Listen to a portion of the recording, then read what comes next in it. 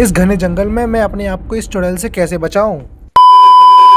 सुबह सुबह मैं जंगल जा रहा था। मैंने अपनी आंखों के सामने इस डॉल को ऐसे बैठे हुए देखा तो मैं अचंभव में पड़ गया कि ये डॉल यहाँ पर आई कैसे। फिर थोड़ी अच्छे से देखने के बाद मुझे पता चलता है कि यहाँ पर अगरबत्ती भी रखी हुई है। लगता है किसी ने पूजा करके रखा है। मैं पहले तो थोड़ा डर जाता हूँ, लेकिन फिर बाद में सोचता हूँ कि ये भूत भूत कुछ नहीं होता है। तो मैं उस डॉल के पास जाता हूँ, उस डॉल को अच्छे से देखने लगता हूँ कि ये डॉल कहीं से फटी हुई तो नहीं है। मेरे काम ये जाएगी, मैं अपने डॉग को दे दूंगा, वही खेलता रहेगा। ये सोचकर मैं उस डॉल को अपने पास रख लेता हूँ। इस घने जंगल में मेरे अलावा कोई और तो दिख नहीं रहा था, तो फिर ये डॉल रखे कौन गया ये तो मुझे पता नहीं। इस बात को इग्नोर मारते हुए मैं चल देता हूँ आगे के लिए, क्योंकि मुझे पूरा जंगल देखना है आज। इस डॉल को मैंने अच्छे से देखा और मैं इस डॉल के साथ खेलते हुए चल देता हूँ आगे की ओर। और थोड़ी आगे चलने के बाद मुझे इन कांटों से भी लड़ना पड़ता है, क्योंकि यहाँ पर बहुत कांटे डले हुए हैं। उन कांटों से मैं जैसे तैसे बचा और मुझे आगे चलकर चक्कर आने लगते हैं। मेरा सर बहुत भारी हो रहा था, ऐसा लग रहा था कोई मेरे सर पे बैठ गया है। फिर एकदम से मुझे होश आता है और ऐसा लग रहा है कि मेरे सर पे कोई बैठा है और मुझे मार रहा है। पता नहीं मेरे साथ ऐसा क्यों हो रहा है, मेरा शरीर अंदर से फटा जा रहा था। और थोड़ी देर बाद मुझे याद आता है कि मैंने एक डॉल उठाई थी, लगता है उसका ही तो असर नहीं पड़ रहा है मेरे ऊपर। जैसे ही मैं इस डॉल को अपने पास लाता हूँ, उस डॉल में से हंसी की आवाज आने लगती है। तो मैं उसी समय उस डॉल को दूर फेंक देता हूँ, पर वो डॉल पता नहीं अपने आप ही पेड़ पर लटक जाती है। अब पता नहीं क्या होगा मेरे साथ। और वो डॉल बहुत तेज तेज चिल्लाने लगती है, जैसे कि पता नहीं मेरे पास ही खड़ी हो। ये आवाज सुनकर तो मैं बहुत ही कांप जाता हूँ और उल्टे पांव भागने लगता हूँ।